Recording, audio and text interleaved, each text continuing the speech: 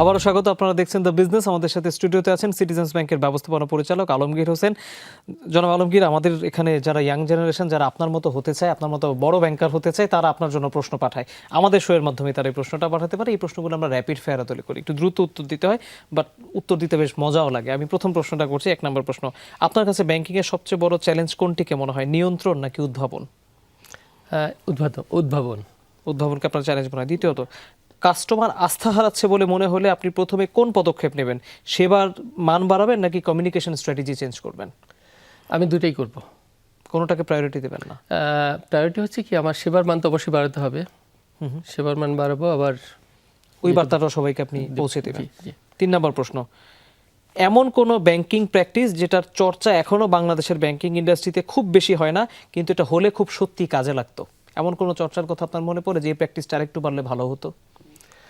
Practice বলতে আপনার ব্যাংকিংয়ে, যেমন আমাদের ফরেন ট্রেড বিজনেসের জন্য যদি বলি, এখনও অনেকে ব্রাঞ্চে এসে কিংবা ব্যাংকে এসে বিজনেস করেন, কিন্তু এটা আমাদের ডিজিটাল হওয়া উচিত, যাতে করে মানুষের ফিজিক্যাল প্রেজেন্সটা না লাগে।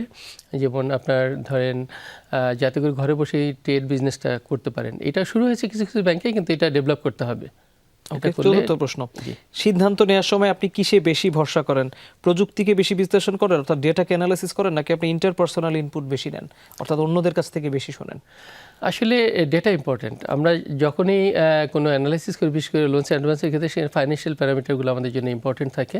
ফাইন্যান্সিয়াল প্যারামিটার ডেফিনেটলি, তারপর আমরা তো আদার যেটা ইন্টারেকশন করা, কাস্টমার সাথে কথা বলা, বুঝতে চেষ্টা করি, সেটা করি। কিন্তু এক সময় ছিল যে আপনার নেম লেন্ডিং হতো, এখন কিন্তু ফাইন্যান্সিয়াল অ্যানালাইসিস ডেটা ব্যাংকের কাছে বেশি ইম্পর্টেন্ট।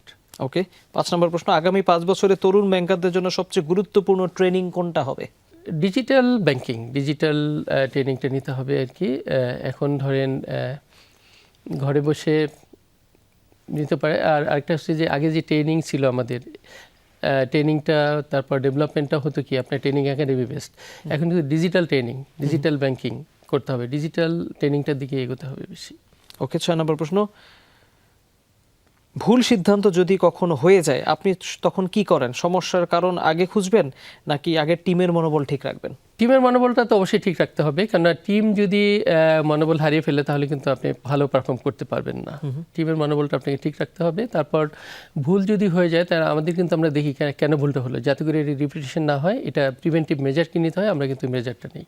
ওকে, তার মানে টিমের মনোবলটা ভালো রাখলে তারাও কিন্তু তাদের কাজটা তখন দ্রুত ভালো মতো করতে পারে। গুরুত্বপূর্ণ উত্তর। পরের প্রশ্নে চলে যাচ্ছি, 7 নাম্বার, ব্যাংকের ব্র্যান্ড বিল্ডিং কি শুধুই মার্কেটিং নাকি বিশ্বাস গড়ে তোলার স্ট্র্যাটেজিও এখনকার বাস্তবতায়?